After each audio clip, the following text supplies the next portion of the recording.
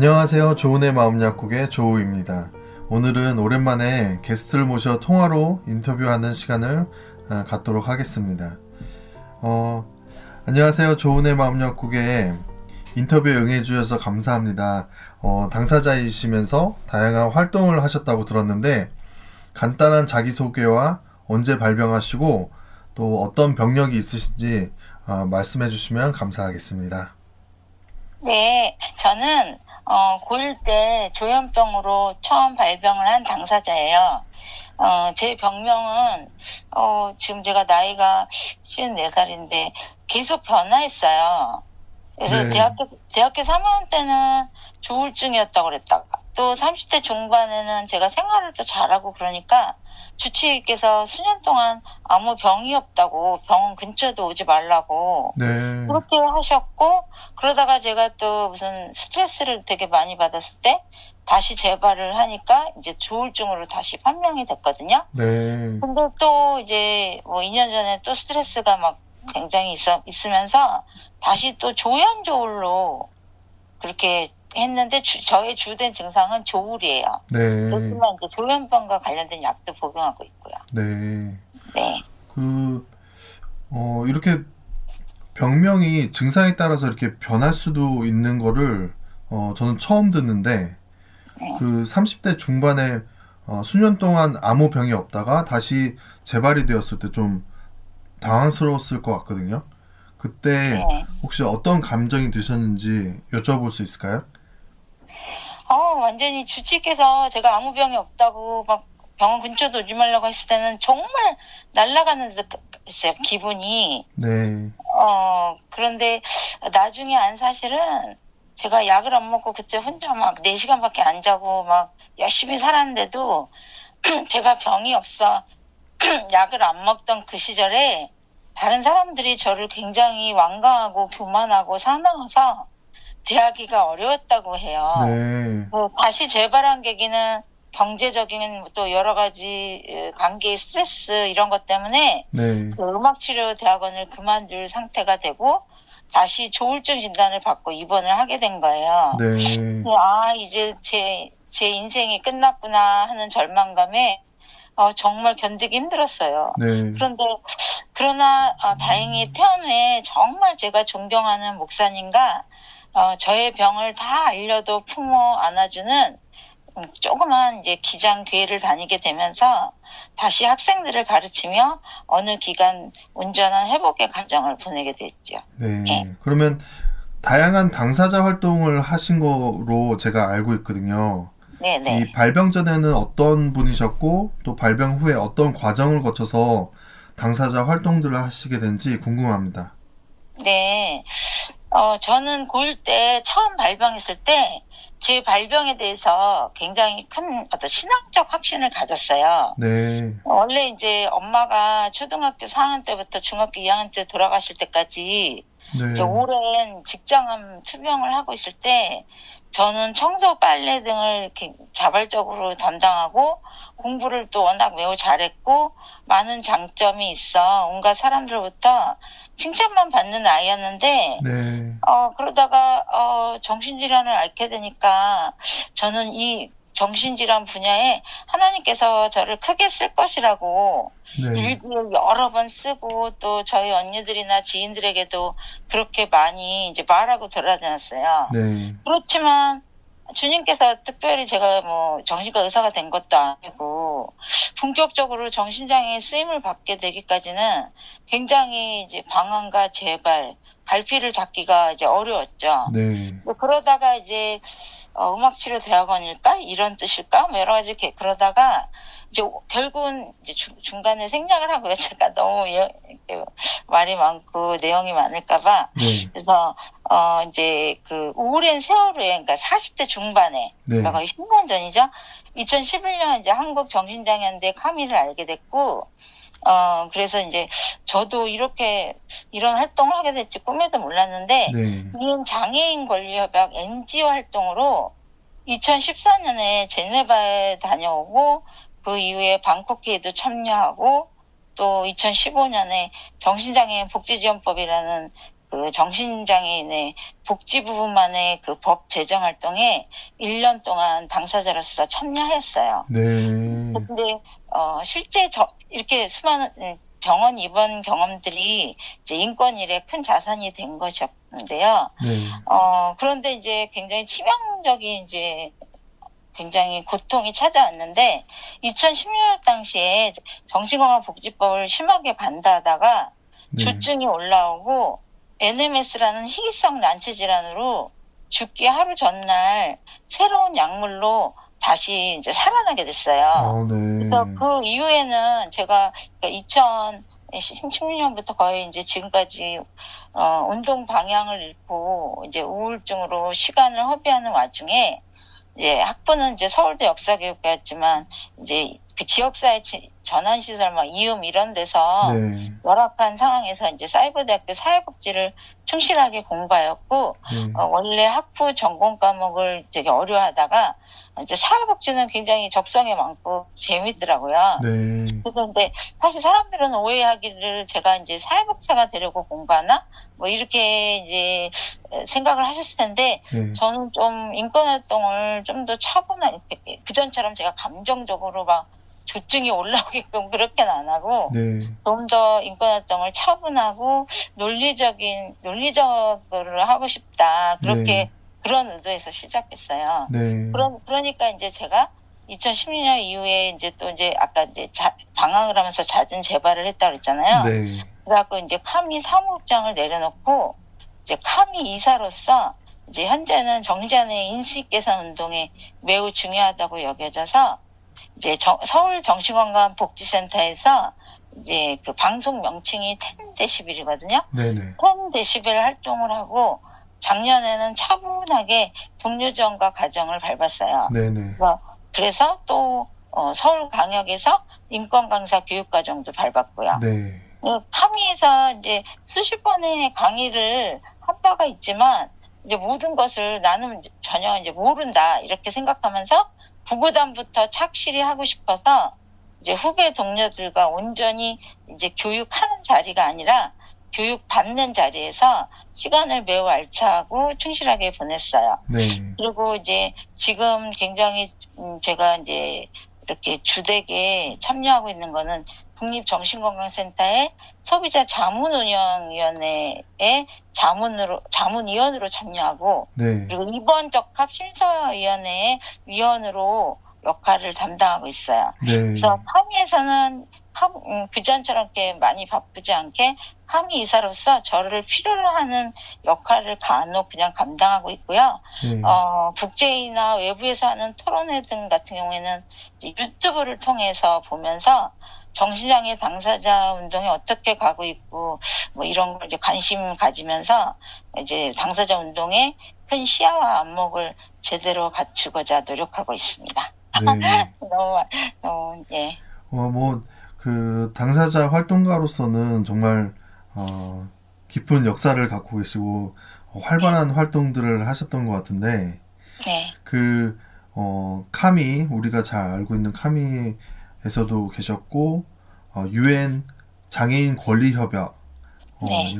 이곳에서 활동도 하시고 뭐 제네바도 다녀오시고 방콕 회의 국제적으로 이렇게 활동들을 하셨고 또 지금 국내에서 정신건강복지 서울 정신건강복지센터 에서 10데시벨 그 팟캐스트 방송으로 알고 있는데 거기서도 계시고 또 소비자 자문운영위원회 자문위원으로 계시고 네.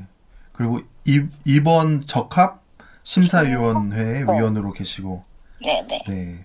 정말 다양한 활동들을 하셨는데 그 카미에 대해서 조금 여쭤보고 싶은 게 카미는 어떤 곳이고 어떤 운동을 펼치는 곳인지 저희 조은의 마음 약국 그 구독자분들이 궁금해 하실 수 있어서 좀 여쭤보고 싶습니다.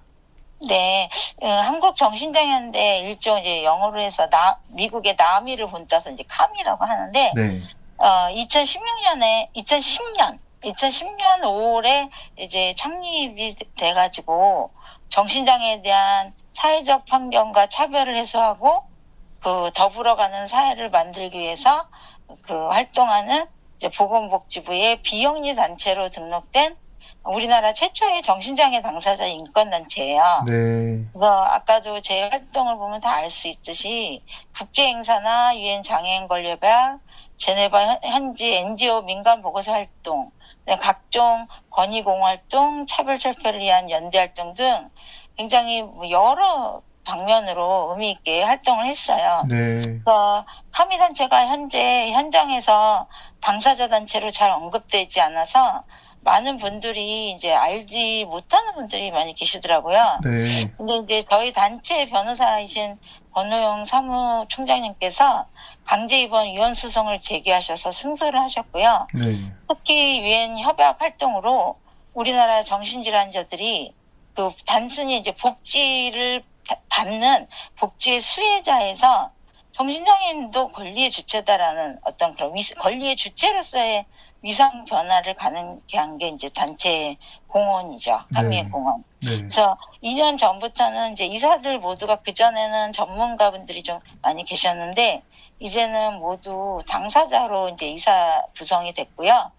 현재 민간 후원으로 이루어지는 단체로 행정안전부 사업으로 동료전가 사업을 하고 있어요. 네. 네. 그리고 이제 전국적인 단위의 이제 단체로 이제 설정을 했는데 서울 중앙뿐 아니라 대구 카미지부에서도 이제 동료전가 교육을 하고 있어요. 네네. 그래서 일주일에 한 번 유엔 협약 교육을 저는 그러니까 이제 일주일에 한 번 유엔 협약 교육을 가능한 이사님들과 제가 이제 진행하면서 네. 이렇게 하고 있어요. 네. 그리고 일주일에 한 번 음악민 기독교 자조 모임을 하고 있고요. 네. 한 달에 한 번은 이제 또 카미 이제 자조 모임이 이루어지고 있어요. 아, 네. 이제 국제적으로는 카미가 오늘날도 여전히 우리나라의 대표적인 NGO 보고서 연대 인권단체로 잘 알려져 있고요. 네. 그래서 이제 지금 코로나고 앞으로 이제 과거만큼이나 앞으로 활약에 대해서 이제 많은 분들이 기도하고 있습니다. 네.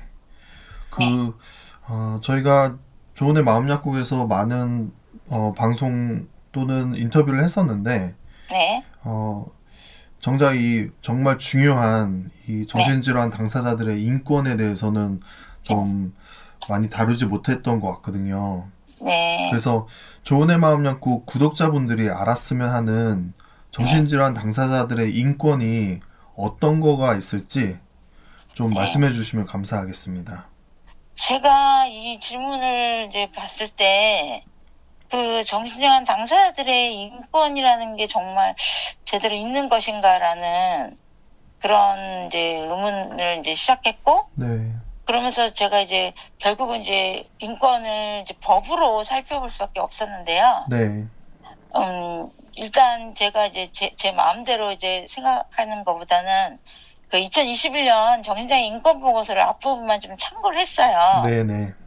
출처는 정확해야 되니까. 네. 그래서 이제 이게 결국 모든 사람을 자율성을 가진 평등한 인격체로 존중하고 공정하게 대우하는 것이 인권의 바탕을 이룬다는 건 다 아시잖아요. 네네. 근데 이제 이런 의미에서 원칙상 정신장애인이라고 해서 헌법에 명시되어 있는 뭐 평등권이라든가 자유권, 뭐 국가에 대해 인간다운 생활 보장을 요구할 권리인 사회권 등으로부터 예외가 되지 않아요. 네네. 원래 정신장애인들도.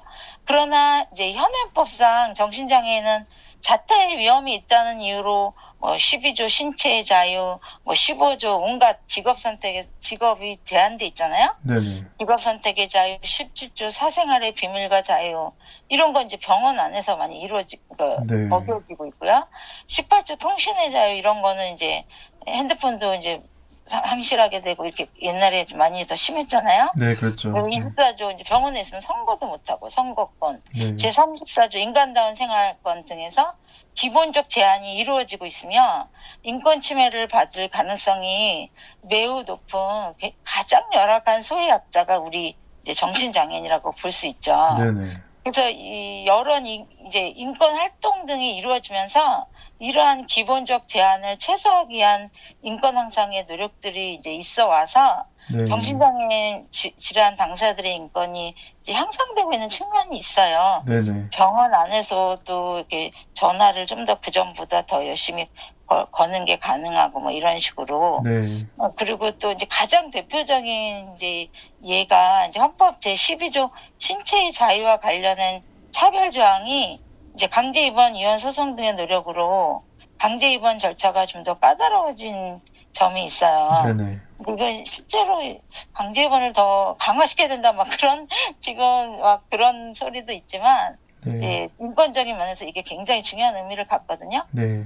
그래서 이제 사실 이게 이제 헌법이지만 헌법과 동일한 효력을 가진 게 이제 국제인권법이라고 할 수 있는데 이게 이제 유엔 장애인 권리법이죠. 네. 그래서 무엇보다 이제 2008년에 우리나라가 이제 비준을 했어요. 유엔 장애인 권리법 협약에. 네. 근데 그 안에는 정신질환 당사자들의 그 중요한 권리 조항들이 50여 개 안에 이제 조목조목 나열돼 있는데 네. 시간상 다 소개하기가 어려워요. 네네네. 그래서 대표적인 예 몇 가지만 들자면 가장 중요한 게 이제 신체적 구금을 당하는 저희 이제 병원 시스템이다 보니 14조 개인의 자유와 안전, 그다음에 성역연제 같은 거를 이제 거론하는 12조 법 앞의 평등. 네. 그다음에 우리가 지역사회에서도 병이 있어도 완전히 일반 사람들과 동일하게 살 수 있다라는 19조 지역사회로의 완전한 통합 등을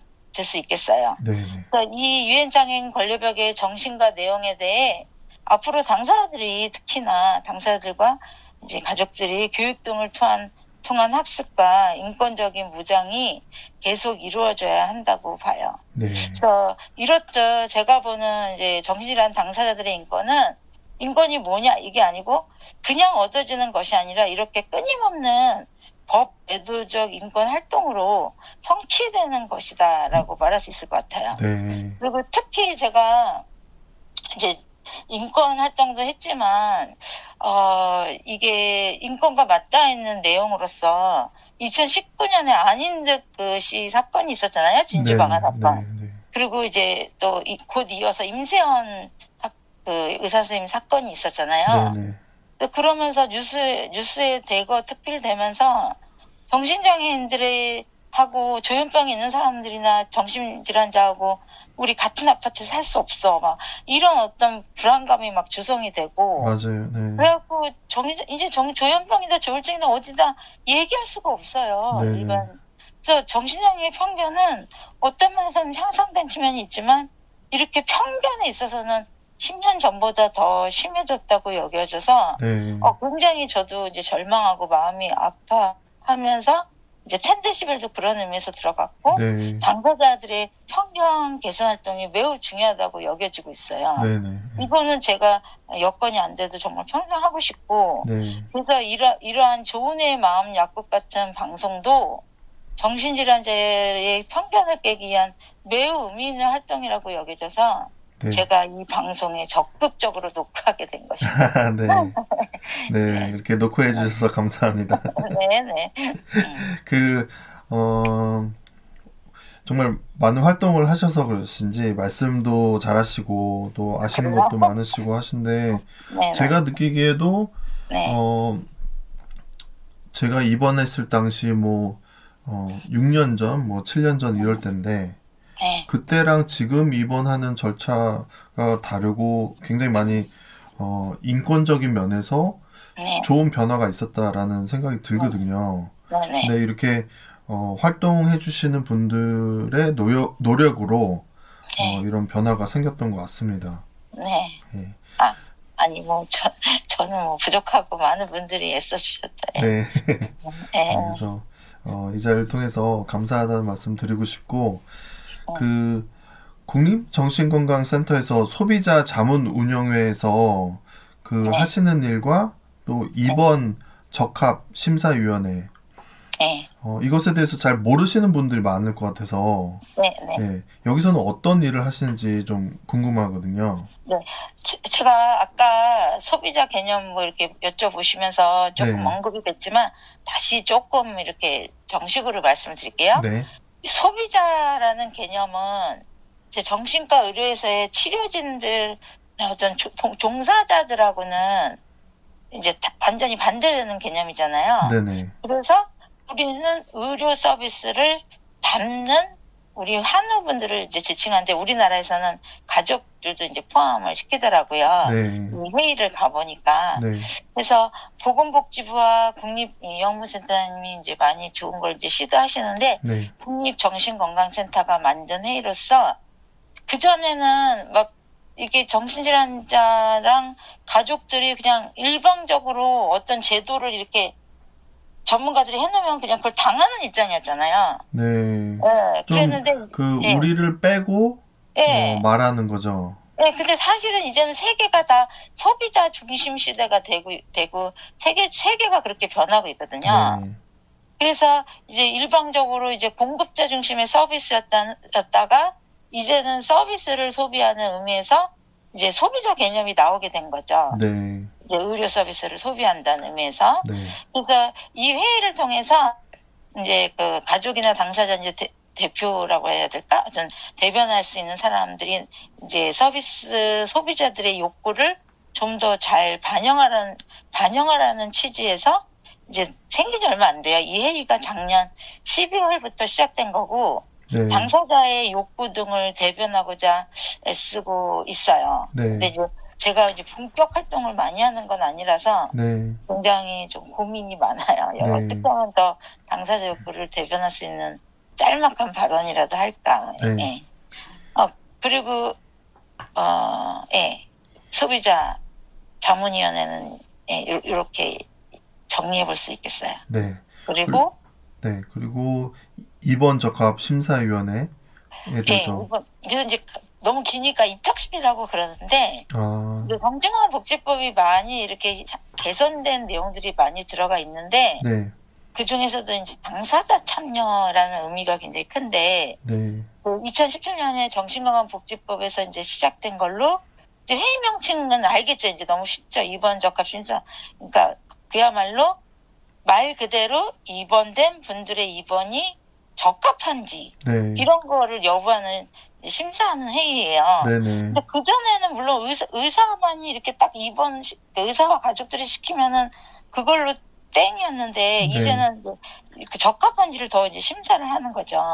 그래서 그 이제, 회의에 참석하시는 분들이 뭐 변호사나 아니면 사회복지사분들도 네, 참석하신다고 피부과장도 계시고, 사회복지사님, 사회복지사님도 계시고, 위원장님은 의사시고, 네, 그러니까 구성 요건들은 정신건강 전문위원 중이나 아니면은 이제 제일 중요한 거는 당사자나 가족분들이 이제 제가 다니는 센터에서는 20소인데 그 중에 소위원마다 적어도 이제 한 명씩 이제 들어가 있죠. 네, 예, 그래서 이제 이게 격주로 심사를 하는데 이제 한 번에 이제 30명 정도 심사를 하는데 서류가 막 되게 많아요. 그리고 이게 이제 비밀리에 돼야 되는, 이게 보장이 돼야 되잖아요. 환자들의 네, 네, 자체 네, 정보가. 그래서 이제 비밀을 지켜야 될 엄수 요건이 있고, 그래서 이제 궁극적으로는 좀 너무 시간이 급박하고 그러지만, 한 번에 이제 1시간, 2시간에 30명 정도의 이제 환자들의 차트나 이런 걸 다 보면서, 혹시라도 이제 저는 노력을 하죠. 혹시라도 한 명이라도 입원 과정에서 잘못이거나, 예를 들면 강제 입원 그 이송 과정에서 문제가 있었는지, 네, 네, 저 같은 경우는 이제 그걸 포커스로 두죠. 반드시 입원이 아닌 지역사회에서 거할 수 있는 분인지 이런 거를 가려내기 위해서 열심을 내고 있어요. 네, 근데 지금 이렇게 퇴원을 입적심에서 시켰다 할지라도 가족들이 감당을 못하면 환자들이 어떻게 될지 이런 것도 되게 이렇게 많이 고려가 되잖아요. 네, 네, 저는 이제 가족들의 아픔이나 이런 것도 동시적으로 생각을 하는 게 좀 문제이긴 한데 네. 그러다 보니까 이제 지역사회 인프라가 이제 더 이렇게 뭐 예를 들면 공동생활가정이라든가 지원주택이라든가 각종 이제 지역사회 인프라가 정신장애인이 이제 케어받을 수 있거나 활용할 수 있는 그런 것들이 더 많이 생기게 되면은 그만큼 이제 꼭 병원에 입원할 게 아니라 네. 지역사회에서 살 수 있는 이제 한우들이 많게 되니까 네. 입국시 활동에서 부적합하다고 그러니까 입원이 부적합하다고 이렇게 손을 들 확률이 높아질 거라고 전망해 봅니다. 네. 그래서 입적심에 대해서 많이 이제 비판도 있고 그렇긴 한데 저로서는 이제 이게 시작된 지 제가 2달부터 안 됐으니까 입적심에 굉장히 최선을 다하려고 노력을 하는데 네. 서서히 또 배워가야죠. 네. 어떤 변호사님이 강제 이송단 과정에서의 그 예리한 어떤 문제점을 말씀을 하시는데 저는 이게 초반기라 잘 이해를 못하고 네. 어쩔 수 없이 강제 이송단으로라도 치료를 반드시 받아야 되는 거 아닌가 막 그런 비인권적인 생각도 하게 되고 그래서 머리가 좀 요즘 굉장히 공부할 거리가 되게 많고 네. 단 한 명의 영혼이 소중한데 네. 이렇게 부적합하게 입원해 있다는 건 굉장히 정말 가슴 아픈 정도가 아니라 정말 주님께서 원하시지 않은 일이니까. 네. 네. 네. 네네. 네. 그 정도. 네. 그러면 그 조울증 당사자로서 이렇게 여러 활동을 하시잖아요. 네네. 좀 여러 번 재발도 경험하셨고. 네. 예. 저만큼 정말 병원 자주 입원한, 예. 그 병과 관련해서 어떻게 관리하는 게 좋은지 경험을 통한 조언을 구하고 싶습니다. 네. 저는 그러니까 병원을 자주 입원한 것 치고는 굉장히 회복 탄력성이 높아요. 네.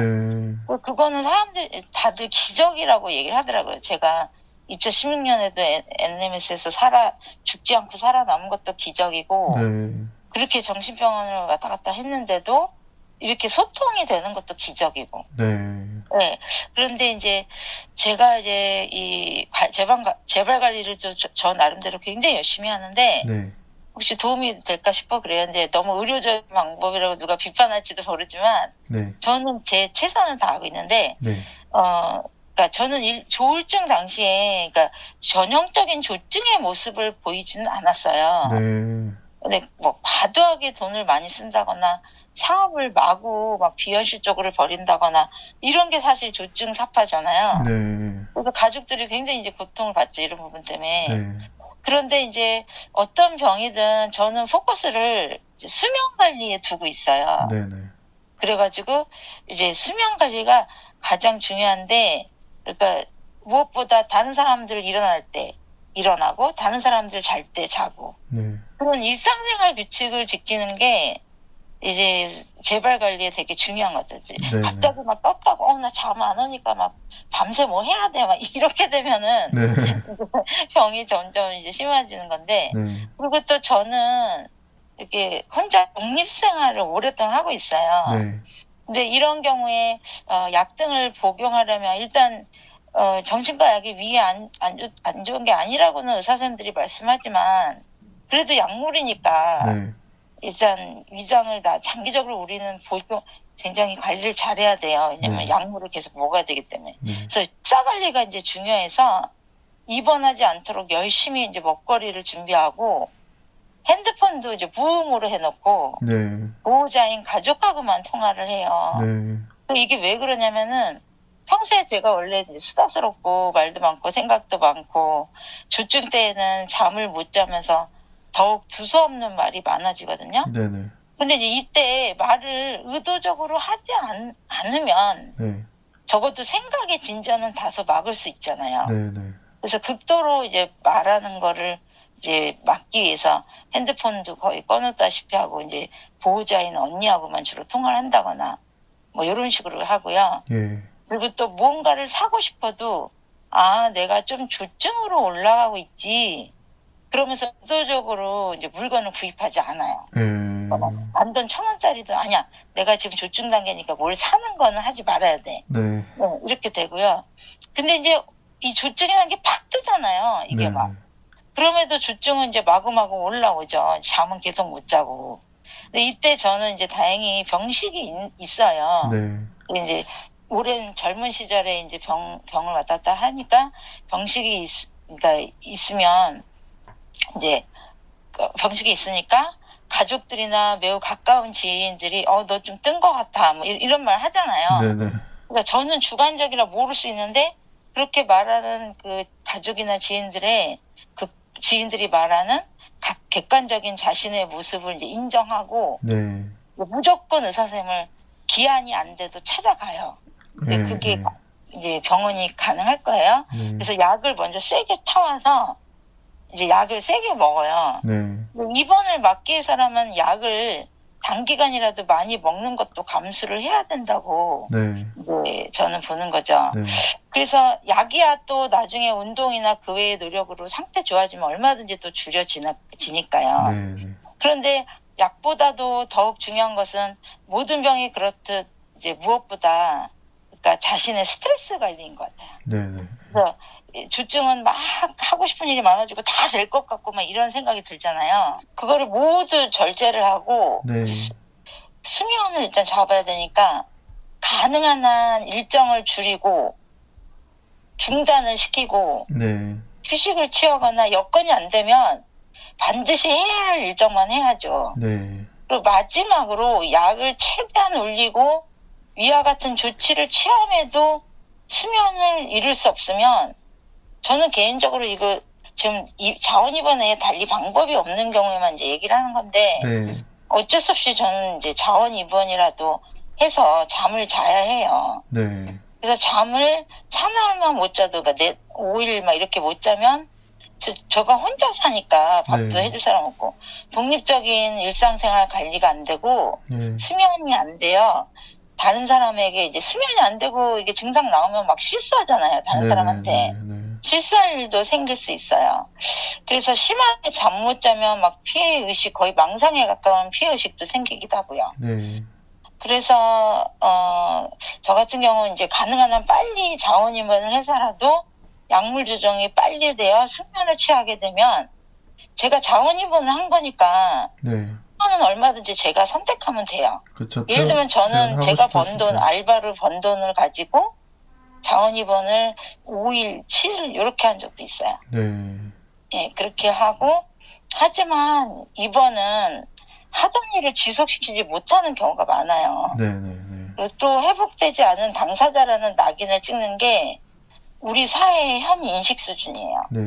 사실 정신질환은 재발 관리가 중요해서 평생 재발 관리를 해야 되는데 이 낙인이 문제인데 그래서 어쨌든 중요한 결론은 많이 아시다시피 입원을 막기 위해선 자신의 한계를 인정하고 우선순위하에 그러니까 생활을 간소화시키고 그냥 오로지 스트레스가 적당한 정도로만 일을 하는 게 제일 중요한 것 같아요. 그래서 저 같은 경우는 인권단체도 있었고 뭐 대학도 좋은 데 나왔고 막 여러 가지 외부 기대치가 있잖아요. 근데 저는 제 병을 딱 인정을 하고 외부 기대치와 관계없이 저의 일정을 과하게 잡지 않는 게 중요하다는 거를 요즘 더 깨닫고 실천하려고 노력하고 있어요. 그래서 제 의욕이 많다 하더라도 제 건강과 제가 이제 수급이 돼서 어쨌든 경제 사정하에서 할 수 있는 만큼만 활동하려 하고 무엇보다 제 과거처럼 지나친 의욕보다는 주님께서 제게 허락하신 방향을 늘 기도로 물어가면서 이제 가려고 하고 있어요. 가능한 한 이제 자원입원도 하지 않게. 물론 재발도 많이 하셨고 또 입원도 많이 하셨지만 굉장히 스트레스 관리나 아니면 본인의 그 컨디션을 위해서 굉장히 노력을 많이 하시는 게 좀 느껴졌어요. 그럼요. 이건 좀 다른 이야기인데 저는 제 자신을 온라인 동료 지원가라고 생각을 하거든요. 그래서 그렇게 정체성을 부여했는데 제 박민선님께서는 그 동료 지원가 교육도 하셨고 동료지원가 교육을 또 작년에 이수하셨잖아요. 네. 이 동료지원가가 무엇인지 잘 모르시고 또 이것에 대해서 이 동료지원가라는 이 직무에 대해서 좀 궁금해하시는 분들이 많이 계시더라고요. 네. 그래서 좀 동료지원가에 대한 간단한 설명을 부탁드리겠습니다. 네. 일단 또 이제 출처를 또 얘기해서 그러니까 딱 개념을 잡으라 그러면 그러니까 동료 지원가란 뭐 회복 과정을 경험한 정신장애인이 여기서 회복 과정을 경험한 정신장애인이라서 완전히 회복된 막 이런 개념은 아닌 것 같아요. 네네. 그래서 그런 정신장애인이 도움이 필요한 다른 동료 정신장애인의 회복을 돕는 사람 이렇게 쉽게 정리를 내리더라고요. 네네. 이제 그렇지만 이제 동료 지원가가 목표하는 바는 조금 어렵게 이제 서술이 됐지만 유사한 경험을 하고 있는 당사자에게 먼저 경험한 자로서의 그러니까 막 훈계하려고 들고 막 가르치려 들고 이게 아니고 네네. 공감과 경청을 통해 상대 그 자기 결정권에 기반하여 스스로가 자신만의 회복의 여정을 나설 수 있게 하는 것입니다. 네. 이렇게 서술이 돼 있어요. 네네. 여기서 자기 결정을 이런 건 다 아시니까 이제 그냥 넘어가도 될 것 같고요. 네. 근데 이제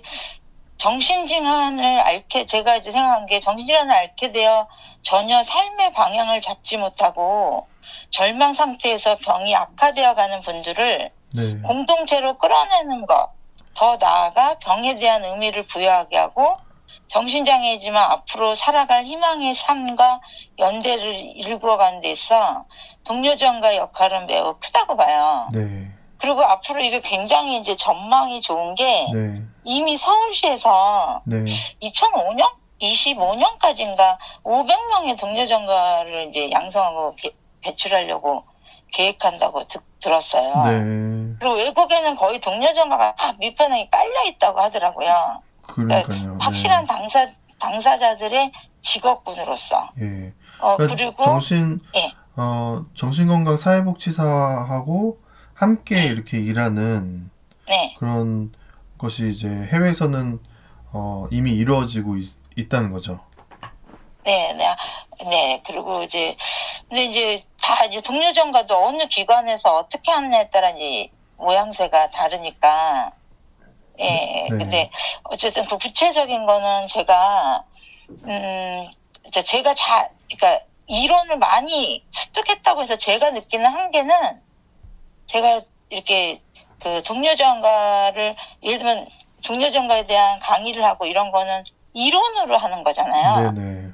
그래서 저는 좀 이렇게 그냥 짧게 개략적인 설명만 하고 네. 앞으로 좋은 애의 마음약국 방송에서 네. 그러니까 좀 더 다양한 형태로 동료지원가를 실제 그렇게 사회복지사들과 지원주택에서 하고 있는 네. 그런 어떤 거에 대해서 인터뷰를 제가 권하고 싶어요. 네. 그런 제가 소개도 해줄 수 있어요. 그런 분들에 대해서. 네. 그리고 이제 외국 사회복지사들하고 같이 동료지원을 하는 경우도 있지만 네. 인권단체에서는 이렇게 당사자 2명이 그냥 동료지원을 하는 경우도 있거든요. 네네. 그러니까 그런 모양새가 다 다르고 실제가 다르니까. 그리고 저도 이제 고민이 되는 바는 어디까지가 동료지원가를 볼 것이냐. 네. 제가 경험을 안 했어도 동료지원에 대한 어떤 이론이나 이런 거에 대해서 설득력이 있다면 그 동료지원가를 강의하는 사람도 동료지원가를 볼 수 있느냐. 네. 그리고 저도 텐드십 활동을 하고 있기 때문에 이것도 동료지원가를 볼 수 있느냐. 네. 뭐 여러 가지에 대해서 저는 좀 넓게 가져가고 싶어요. 네. 네. 알겠습니다. 이렇게 너무 여태까지 해오신 것들이 참 많아서 인터뷰를 하면서 많은 것을 배우고 또 좀 시간이 짧은 것이 너무 안타깝다라는 생각이 드는데 오늘 인터뷰를 통해서 좋은의 마음약국 구독자분들에게 꼭 알리고픈 내용이 있다면 말씀해 주시면 감사하겠습니다. 네. 저도 어쨌든 주님께 불평불만을 할 때는 그전에는 정신질환을 주신 것 때문에 제가 이 파트에서 뭔가 할 수 있는 일을 주신 것에 대해서 엄청 감사했는데 사실 힘들 때가 많아요. 약 네. 먹는 것도 힘들고. 네. 그래서 정신질환 때문에 너무나 힘들고 외롭고 고통스러우시죠. 그리고 또 우리나라 시스템화에서는 가족들도 같이 너무나 고통스러우세요. 네. 그래서 근데 또 너무 서러운 거는 우리가 너무나 아픈 사람인데 네. 그래서 지금 제가 좀 눈물이 나려고 할 정도로 지금 그런데 아픈 사람들인데 왜 이렇게 그 소수 몇 프로테이지 0.05인가 뭐 그거밖에 안 되는 그 범죄 사건을 텔레비에 막 떠뜨리면서 네. 일반적인 정신질환자들이 다 그런 것처럼 네. 그렇게 취급하면서 우리가 병인데도 병이 있다고 병은 알려야 한다는데 병이 있다는 것도 네. 제대로 알리지도 못하고 소외감이 너무 느껴져요. 때로는 가족들한테 소외받는 또 그런 여러분들도 계시고요. 네. 근데 그러나 이제 질환에 대해서 스스로 조절하면서 자부심을 가지세요. 제가 고등학교 1학년 때 처음에 발병을 했을 때 절망한 것이 아니라 내가 이런 일에 뭔가 하나님의 뜻이 있을 거야. 네. 그래서 저는 공부를 진짜 미친 듯이 했거든요. 네. 전교 1등을 할 만큼 열심히 한 것처럼 또 제가 사회복지를 공부한 것처럼 자부심을 가지면서 열심히 하시고 지금 네. 벌써 7년이 지났네요. 제가 2014년에 제네바에서 확실히 느낀 점은 유엔 장애인, 이 권리에 입각한 정신장애인을 권리에 입각한 그 협약인 유엔 장애인 권리 협약 회의 등에서는 저희들에 대해서 절대 멘탈 일리스나 멘탈 오더 뭐 이런 식으로 정신질환 등의 영어 표현을 쓰면 추방이 돼요. 네. 그래서 반드시 The People with Psychosocial Disability라고 해서 네. 심리 사회적 장애라는 단어를 영어로 꼭 길게라도 써야 돼요. 심리 사회적 장애. 예, 또는 뭐 사회 심리적 장애라고 하는데 네.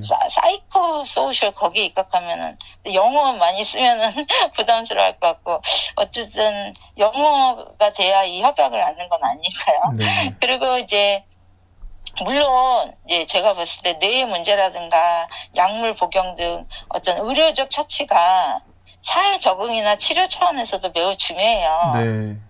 제가 병 관리를 무지 의료적으로 열심히 하는 것처럼. 네. 하지만 이에 더해서 우리들을 진정 오해하고 힘들게 하는 사회적 그 제도, 사회적 편견, 심리적 장벽, 이런 지독한 오해와 편견 등을 우리 함께 제거해 나가는 이제 좀 더 거시적인 안목과 사고, 연대, 동참이 필요하다는 거 꼭 강조하고 싶어요. 네. 이제 사실은 우리가 몇 년 전만 해도 병원에서 퇴원할 때 환자들끼리 이렇게 연락처 주고받는 것도 막 간호사들이 찍고 막 이런 적이 많아요. 네, 그렇죠. 부모들이 환자끼리 어울리는 거 싫어하시고. 네, 네. 근데 이젠 동료정가라는 개념도 나왔잖아요. 네. 새로운 정신장애인의 직업군인 정부에서 밀어주는 네. 그런 어떤 동료정가도 나왔으니 그런 면에서는 긍정적으로 보시고 네. 이제 이에 대한 뭐 꼭 거시적으로 할 것이 아니라 이에 대한 접근이 이제 각각 당사자들이 처한 경험과 처지에 따라서 다양한 형태로 발현되고 서로 존중됐으면 좋겠어요. 예를 들면 조울러님께서는 열심히 방송을 통해서 네. 저는 이렇게 제 수준에서 인권 활동을 통해서 뭐 이런 식으로. 네. 그래서 어쨌든 이런 의미에서 저는 조은의 마음역북을 응원하고 구독자님을 응원합니다. 네, 감사합니다. 네. 워낙 이렇게 말씀을 잘해주셔서 참. 제가 약을 많이 먹는데도 말을 잘했나요? 네. 네. 앞으로의 계획 있으시다면 말씀해 주시고 오늘의 인터뷰를 좀 마무리했으면 좋겠는데 앞으로 계획 말씀해 주시기 바랍니다. 네, 저는 뭐 당사자 운동만 하겠다 그거는 아니고 제가 이제 경제적으로 이제 바빴기 때문에 이제 수급에 대해서 이렇게 활동이 좀 제약이 있어요. 네. 그래가지고 일단 먼저 제 자신이 평생 재발 관리를 철저히 하면서 스트레스를 적당히 받는 수준에서 활동을 하는 게 무엇보다 중요할 것 같아요. 이제 네. 제가 막 발로 뛰는 건 아니고 일단은 저는 이제 나이도 제법 많은 편이고 앞으로의 계획은 성경 필사라든가 뭐 찬양 반주 연습 그런 식으로를 통해서 좀 더 주님의 뜻과 합당한 제 자신이 되도록 하는 거고요. 네. 그리고 제가 아무래도 이제 계속 학교나 학원 과외 선생으로 굉장히 경쟁력이 출중했거든요. 네. 그래서 사범대 출신으로서 원래 역량 있게 해온 바 있는 교육 등을 통해서 그러니까 이제 발런티어 교육이죠. 네. 그래서 통해서 특히나 이제 젊은 당사자들이 주체적이고 능동적인 그 자기 질환에 대해서 오히려 자부심을 갖는 그런 거를 돕는 역할을 하고 싶어요. 네. 그리고 이제 당사자와 함께 또 고통을 함께 짊어지고 가시는 가족분들의 진정성 있는 연대. 그래서 일종의 소비자 연대죠. 네. 그런 걸 꿈꾸고 있습니다. 네. 아, 네. 너무 좋습니다. 네. 네.